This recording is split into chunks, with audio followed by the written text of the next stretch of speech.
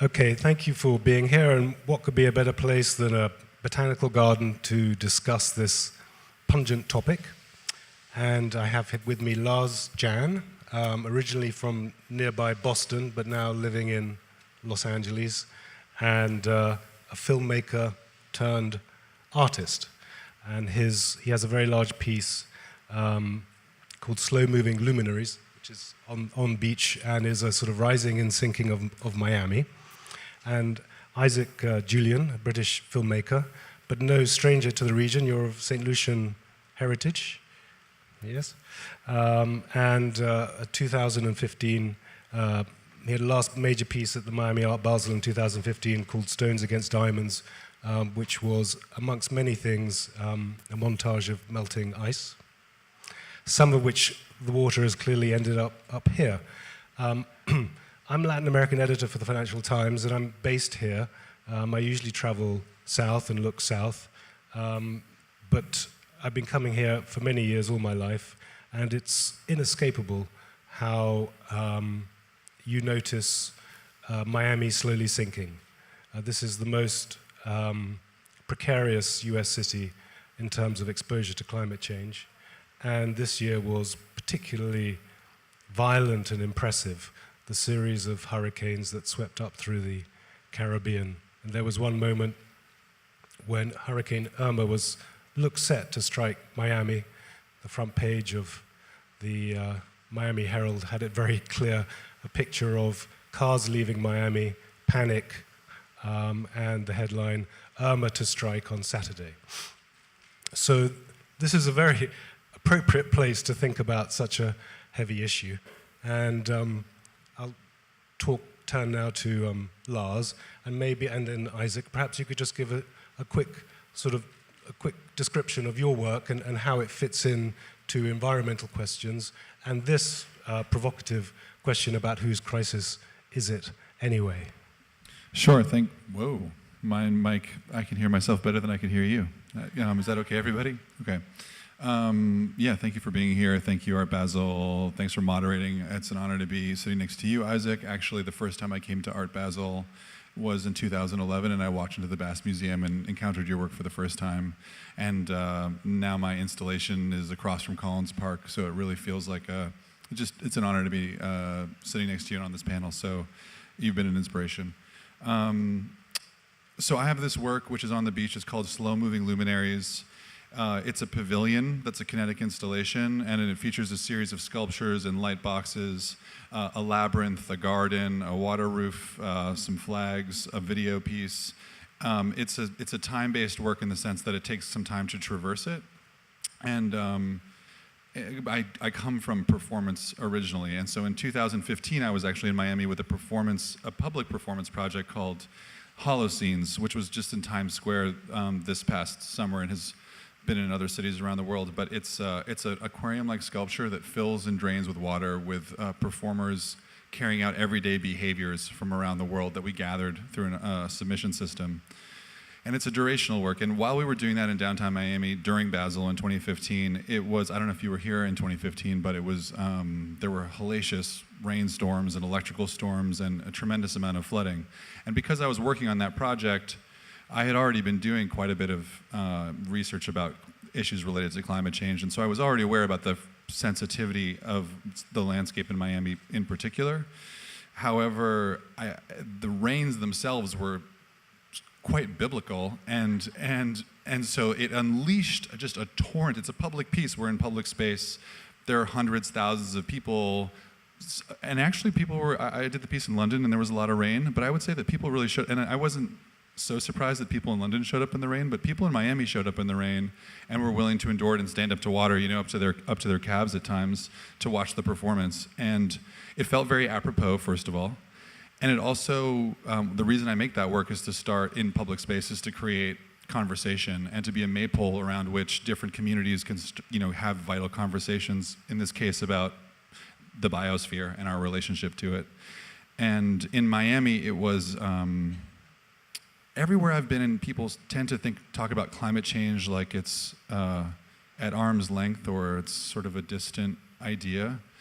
And I think in Miami, people almost are not only recognize that the future is the present, but really it's sort of the past. That actually the jig is already up, and it has been up, and they've been living something that other people think is about to. And of course, Hurricane Sandy, Hurricane Katrina. There's many places that have been traumatized by violent storms, but there are very few places where, when it's a sunny day, the sea bubbles up from the gutters and floods the streets. Or this whole idea of king tides, which is prevalent here now. So I think that there's a consciousness here. But as far as I understand it, there's also still quite a deeply ironic perspective on a governmental level in terms of the relationship between not only the federal government now, but also the state government in terms of its perspective on climate change, or even being able to use the word climate change in state documents, as I understand it, is I'd say it's not so much denial as sort of fudging the issue and pretending it isn't there, when clearly it is. Just in the past 2 years, there is now a permanent puddle outside my front door, and at high tide here in Miami, it's very frequent that you have to splash through water. It's just inescapable and undeniably happening. And one of aspects of your work that struck me with Holocene is the image that came to my mind was of a frog being boiled in water. If you put a frog in a pan of cold water and boil the water, it won't jump out. It's a famous anecdote, it will just stay there to the end. And you were confronting people to say, how can you carry on with your normal life even as the water is rising up around you? One of the features of that project is this aquarium fills and drains with about 13 tons of water in as little as 45 seconds.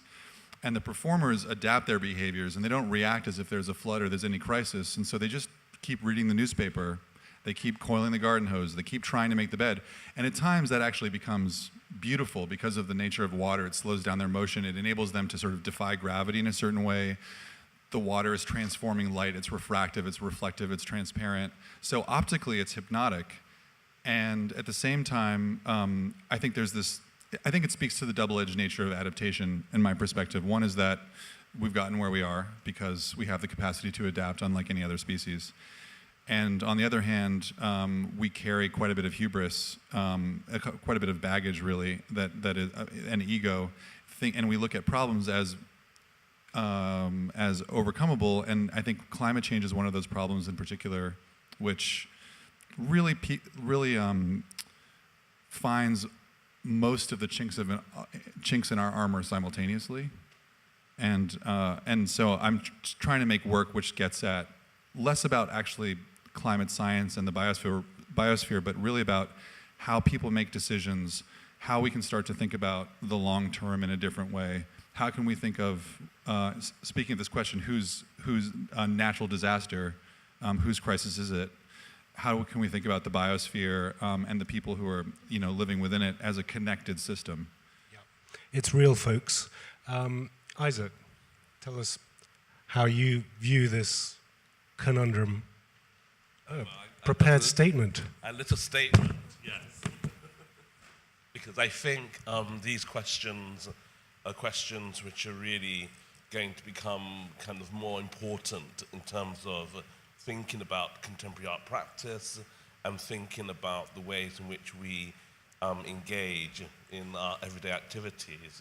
But I believe that the idea of natural disasters is closely related to catastrophes that are necessarily natural, which are not necessarily natural, but they are intrinsically related to the geopolitical relations that are mediated by the natural realm. So in a sense, I would say that natural disasters will obviously cause a large amount of damage, and less advantaged layers of the population, especially those who are in so-called undeveloped countries, are the ones who will suffer the most. And of course, we know that. And I think, it's very interesting how, even making that statement, I know I'm going to contradict myself right now because, I was at the Kramlik collection in Napa Valley, where I had a show in San Francisco from works which they have in my collection, and their wonderful Herzog de Moran building was literally nearly set alight, and they were kind of incredibly close to having to move all their artworks, all their collection out of this amazing building because, of course, of the natural vegetation of the woodland and the lack of attention. And so, I mean, we can see this as one example, and we can see this also in relationship to what happened in Bel Air literally days ago with the Getty Centre, where various artists who are doing their residencies literally had to move out and have not been able to go back.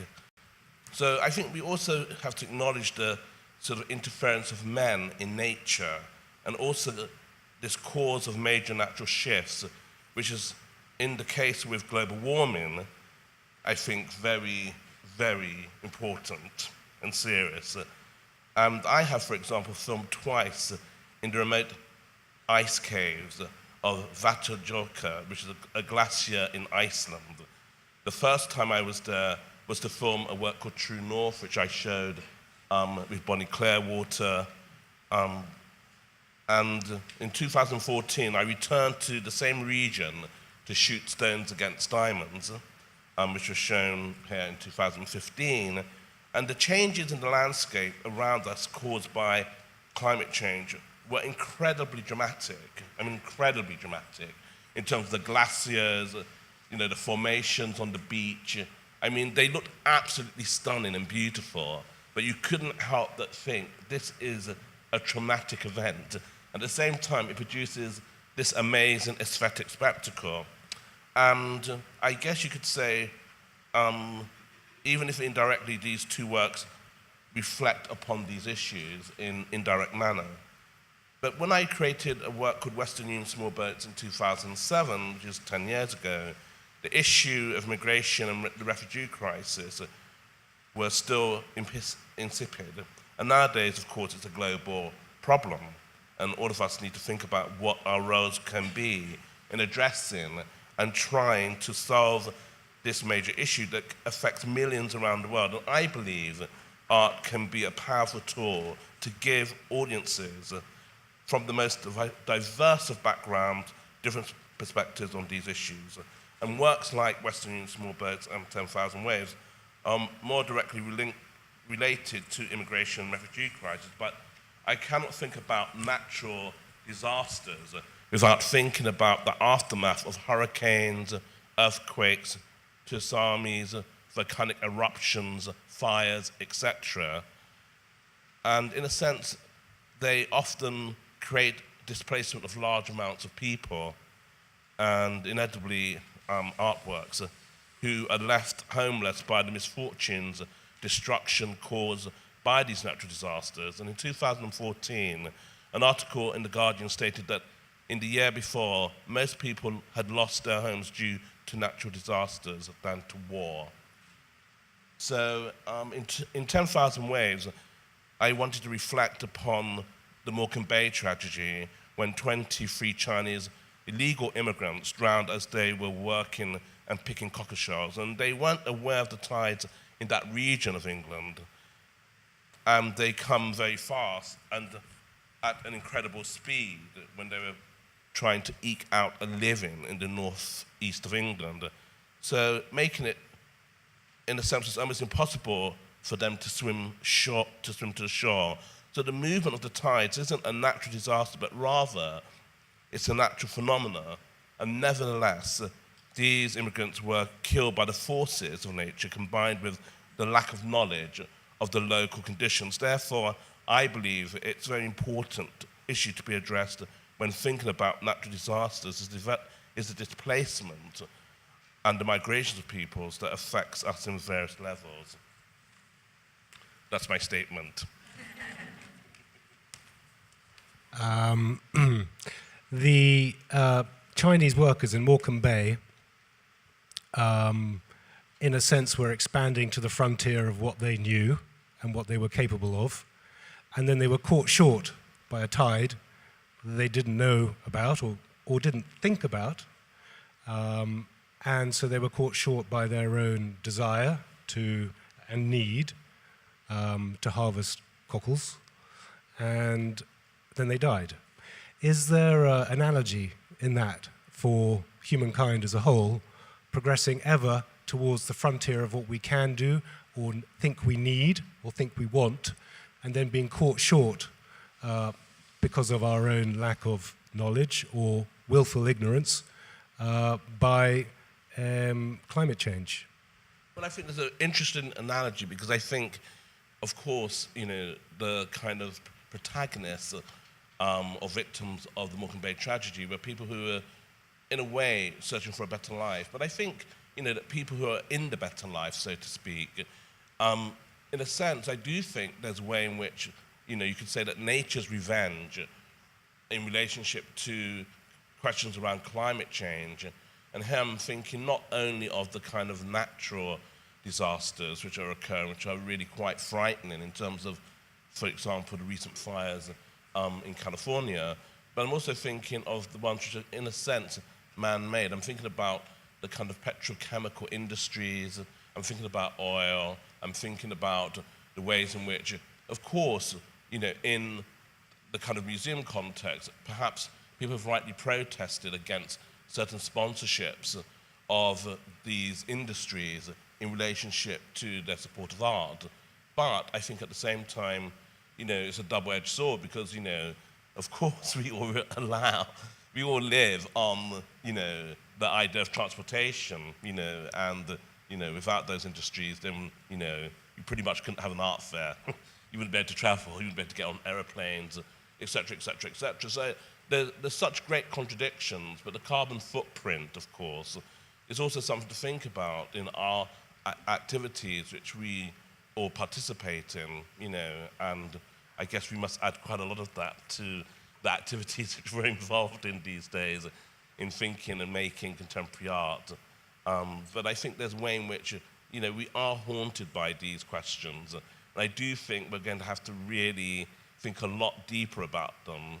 And I think art plays a really vital role in terms of doing this, which is why I'm really excited to see your piece, Lars. I read about it and I can't wait to see it, and I think there's a real offering in thinking about these as ways of, if you like, an ethical relationship to art making, Lars, or thinking about art. You want to jump in, Well, please. I just want to respond. I just want to respond to there's a couple of things that came up. First of all, with both my project Holocene and this project Slow Moving Luminaries. I mean, the reason I'm here on in South Beach with the work this year is because of the Audemars Piguet Commission, which is one of the primary sponsors of the fair. This is the third year sponsoring a new artwork, and the context is the same, however, which is this very fragile square of an acre of beachfront property, and it's a very provocative site because it's luxury hotel,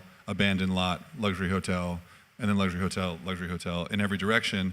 And there's this one little open space, and it's sort of speaking not only to the ocean beyond, but also to the built environment around it. But from this place, you can hear the ocean, and you're very aware that our civilization is right there at the edge of this massive natural body, which is always in motion. So you bring up the idea of the tides. That's one thing, first of all, is that there's always an oscillation. There's land and there's sea, but there's always a reclaiming in both directions, and we're used to a certain range of that oscillation.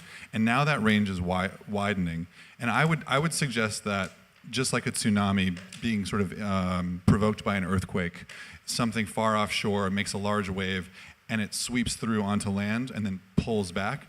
Except in this case, I'd say that there's a longer term tsunami happening, and we're the earthquake, and we've actually created this massive resonance. And so what we've come to know as the tides is just going to become expanded, and the range at which the waters will retreat, and the jungles will kind of grow, and the places that we will move to and migrate to, and the places that we will choose to abandon, I think is going to all happen on an accelerated timeline based on the kinds of migrations that have happened in human civilization in the past. But the other thing I wanted to mention was that my project Holocenes, the project Slow Moving Luminaries, it's really, they're both working, Slow Moving Luminaries in particular, it's working at an epic scale. It involves dozens, maybe over 100 people. It involves a lot of resources. It is an extremely resource-intensive project about climate change. In part, it's also about other things, and this is really a challenging thing for me to address as an artist, because I feel like when I think about it on the deepest level, I feel like the most sustainable thing that I could the most sustainable version of me is to not exist. Because the problem is that I am consuming resources. So the question is I would like to exist, and so how do I actually meaningfully contemplate reality and participate in counterbalancing kind of the negative effects of resource consumption that I'm responsible for? And I think that has to do with consciousness, and I think that has to do with speaking to the society as an artist in a way that other, perhaps some media outlets, which I think are increasingly disaster-oriented, 24-hour, sort of the 24-hour news cycle, but even the title of this talk, the idea of whose crisis is it, means that we're kind of bouncing from crisis to crisis to crisis to crisis, and we can't actually focus on a long-term pattern. We can't see the connective tissue between, and we're not responding to that. We're shifting from the fires in California and the floods in Miami, and it feels like they're different things, whereas in some ways they're actually the same thing.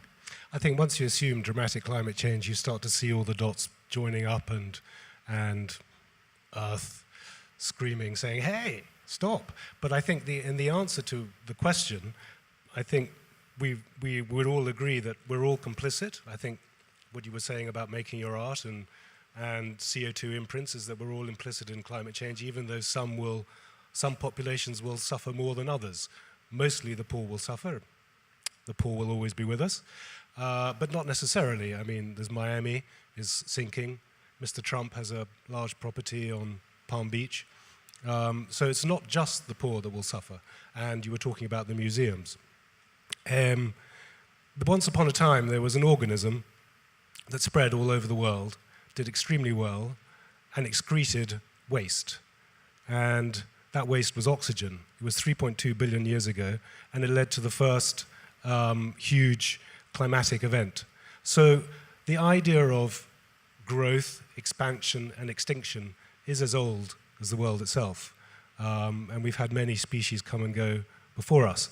Are we just the latest to face this?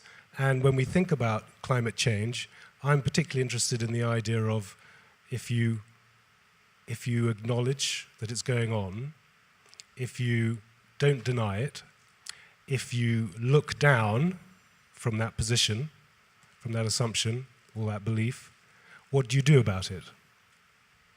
Isaac? It seems to me that in Holland they've had quite sensible kind of reaction to flooding. They have designed the whole system, they're lowland country, and, so that's a governmental question. And so therefore, I think, some of these, of course, go beyond artists, but I do think there's an important role in sensitizing some of these questions to, different populations and bringing out nuances, which can be very important in terms of reconsiderations, because I think there's a way in which, we know that there's a whole kind of political kind of, what can we say, battle in terms of convincing, like, lots of the different populations around these questions. And I think it's really a kind of task which is fairly insurmountable if we don't, in a sense, participate to some extent in these questions.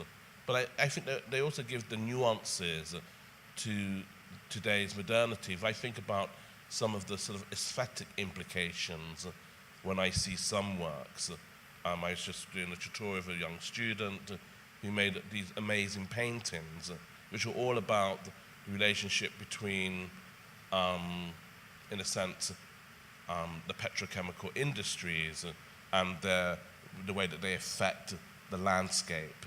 So it was a kind of contaminated sublime. And of course, these questions are very alive in Latin America, in Brazil. They're very alive in lots of different places. And I think this, and I was thinking about this very much when I went to see the Jimmy Durham show at the Whitney Museum this week, and thinking about the way in which this question of indigeneity, the things that were forgotten in terms of the land, which were there and part of the culture of the peoples who inhabited these spaces before we all came along. It just seems to me that, in some of these works of Durham, there are these hints which are very enigmatic and in a sense are very much talking about this moment of a kind of natural disaster, which was a kind of genocidal one, which in his work, he brings this kind of poetry to bear on how we're thinking about sculpture, thinking about Fluxus as a kind of international aesthetic movement, and how that interpolated different artists from different parts of the world. And so I think that's a really important experience. So I do think there's an important aesthetic experience as well as this kind of political charge that we're kind of able to get from. Could you just pin down the nature of that aesthetic experience? Because you categorize, you had political charge and then you had aesthetic experience. And the aesthetic experience is appreciation of beauty and also a sense of being aghast at doom, or how would you? Well, the thing is, if I had my slide talk, then you could see the images behind me of my work, but unfortunately, that wasn't able to happen. But there's one image, for example, it's called Stones Against Diamonds, and it's of somebody holding a glacier. It's a small glacier. It looks a little bit diamond-like in its image, but really it's a kind of symbol of what's happening to the planet. At the same time, it's very beautiful. Some people say, oh, does it look like an advert? But it's not. It's a kind of advertisement, actually, for what's going on the planet. So I think these aspects, so they're kind of, in a way, aesthetic, but there's a kind of trauma effect. This is the other image. The quality isn't what it would ordinarily be. But in this image, which is called En Passage, you have these Lina Barbardi glass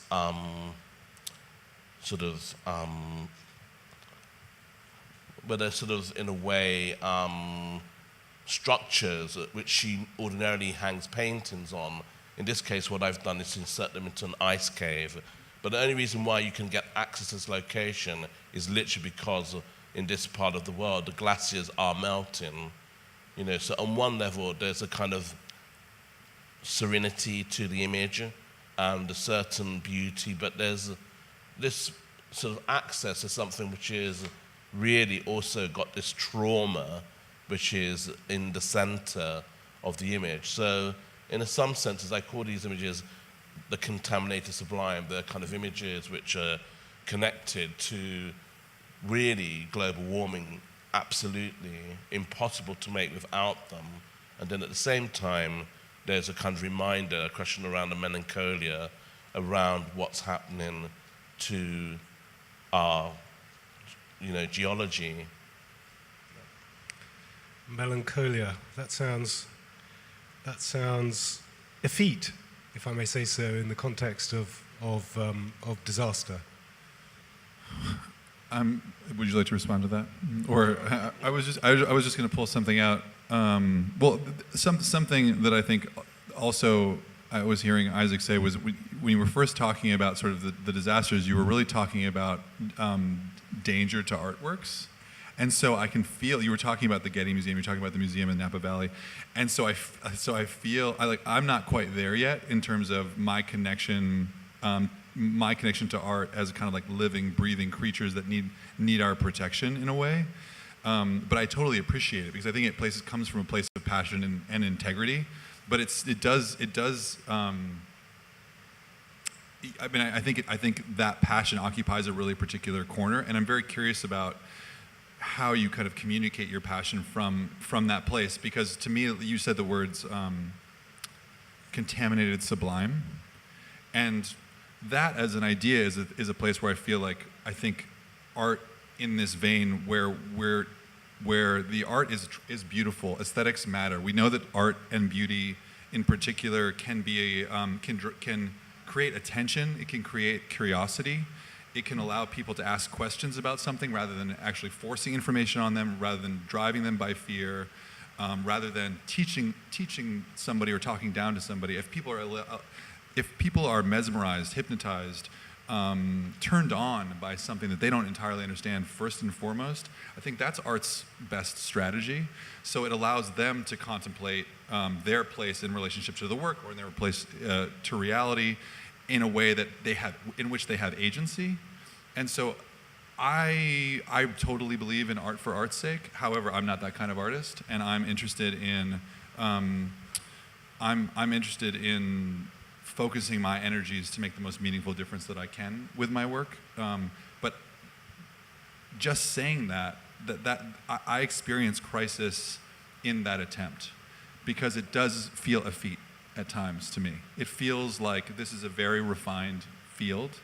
I like making work in museums. I like making work in galleries. I like people who have an awareness of art and cultural history in a very detailed way that often comes from excellent educations. I'm also really aware that there's a lot of people who don't have access to that information, who don't grow up with books in their houses.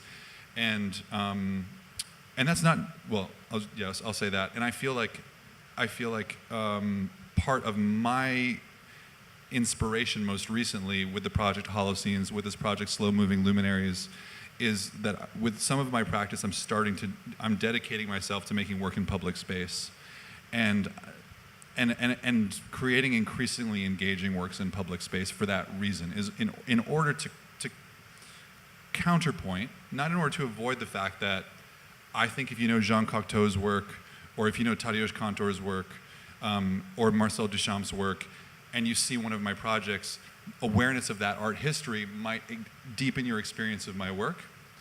At the same time, I understand that if you don't have that experience, I'm trying to make work in public space, which isn't worse for the lack of that knowledge, but will be perhaps different than, because that knowledge might not be there, but it's still hopefully meaningful and still mesmerizes and creates curiosity.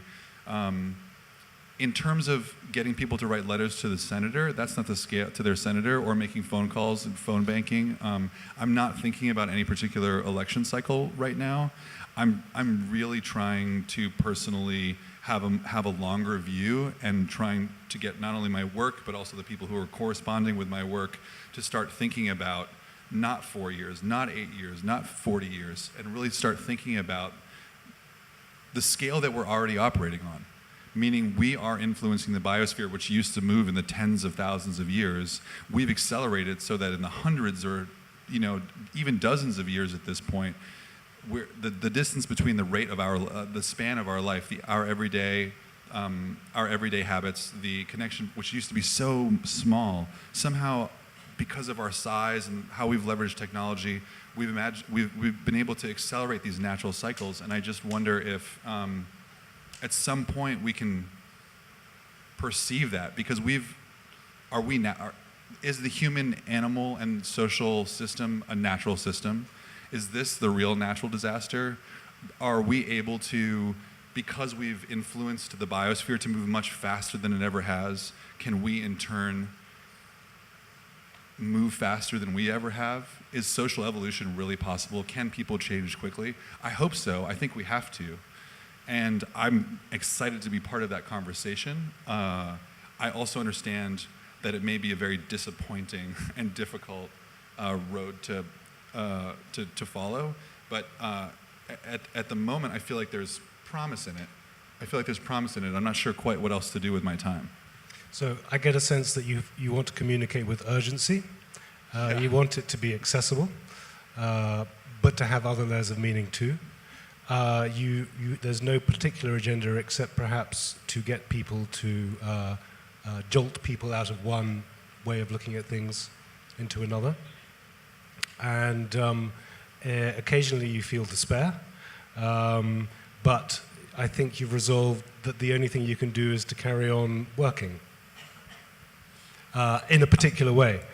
At the moment, my project Slow Moving Luminaries, if you view it from a helicopter, you'll see underneath the water roof, it's written in giant letters, SOS. And you can't see that unless you're a bird or you're in the top floor of a hotel nearby. When you're experiencing the work, you're just seeing a variety of geometries.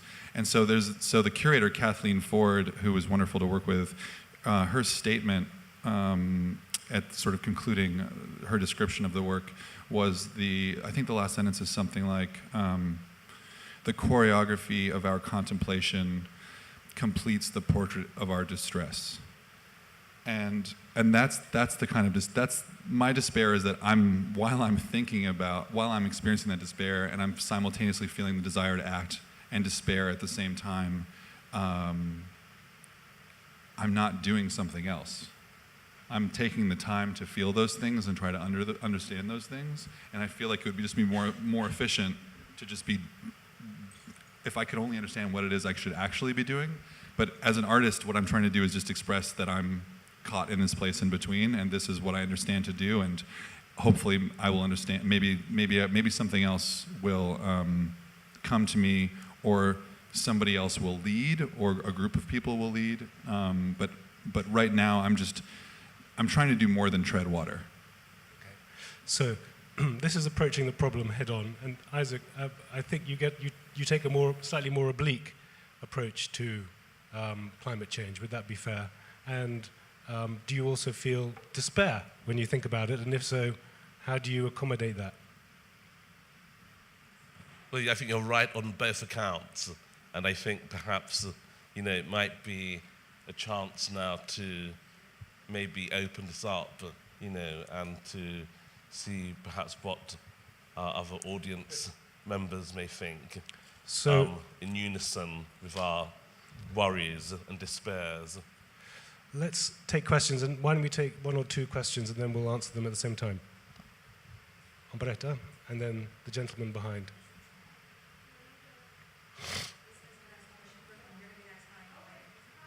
Okay, first the gentleman behind, and then... Go ahead. I was curious because, Lars, you were bringing up kind of this terrible irony of production. How has, and this is for you too, Isaac, how has your practice changed as you question your own sustainability? How has your practice changed as you question your own sustainability? And let's deal with two questions. It's often richer. So, well, thank you very much, first of all, for this. And my question comes from my own experience. I started a residency a couple of years ago, inviting artists down to Miami to spend time on the water and off the water to really explore issues connected to climate change and really understand the city from the point of view of the water. One of the things that I struggle with as cultural producers, whether we're artists, curators, writers, writing about these issues, is how can you actually calculate the impact that you're having on the public when you do projects like you're both doing. Because that's something that I struggle with. I couldn't agree more with what you're both saying, but I sometimes wonder, are we just preaching to the choirs? How can we actually see and calculate scientifically whether a project like Holocene or one of your beautiful projects and videos or photography, what kind of impact does it have on the public, and does that actually make a change in terms of maybe daily activities that I can do to lessen the impact of climate change?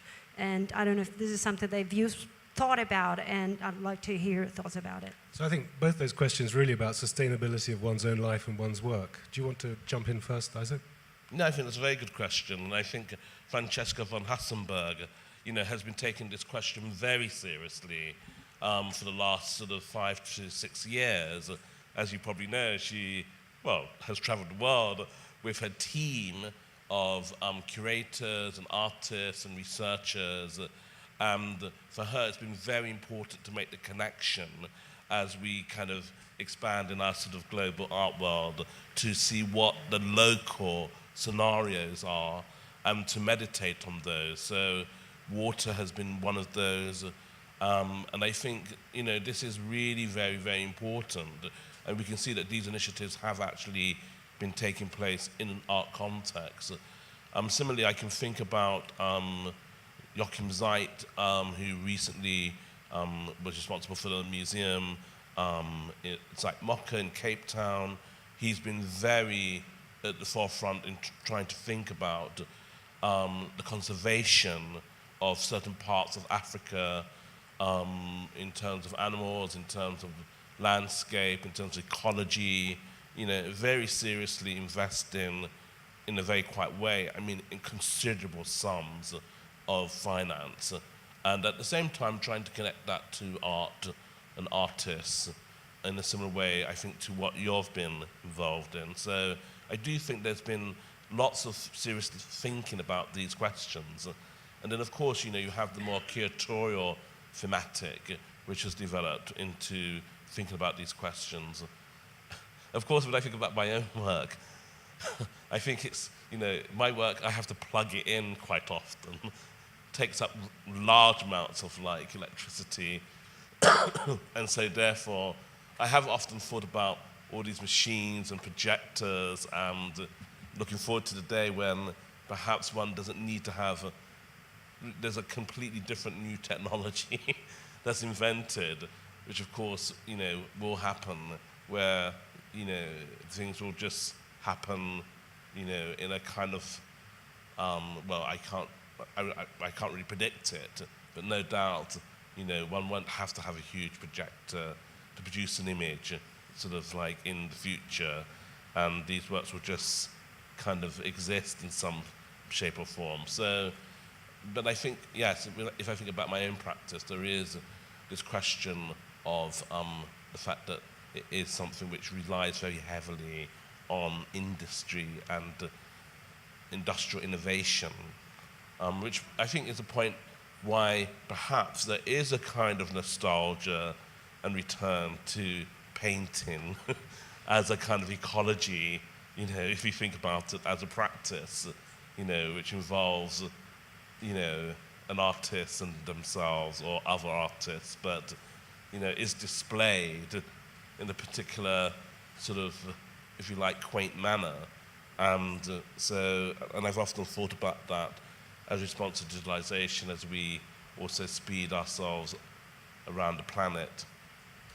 Thank you. I mean, asking yourself what your own impact is often is an uncomfortable feeling. I've started writing with pen and paper, at least a first draft before putting it onto a computer, just because I actually find it's quicker, clearer, cleaner. And then the electronics part of it is minimized, and I like to keep technology in its box. It is only a technology. I'm not part of the technology is my tool. Anyway, Lars, sustainability of one's own work, you've thought about it. Yeah, I mean, I did. First, I think I'm not doing enough and I could do more. And it's an educational process. And second, I did a very light, or had a very light sketch of basically the carbon resource usage of my project Holocene's done. And the most intensive aspect of that project by far were the 12 flights that it takes us to get wherever we're going. So there's 12 people on the team in order to pull off this project. It's a big project, there's a lot of water, there's a lot of power, but the most intensive thing is the fact that we just have to be somewhere.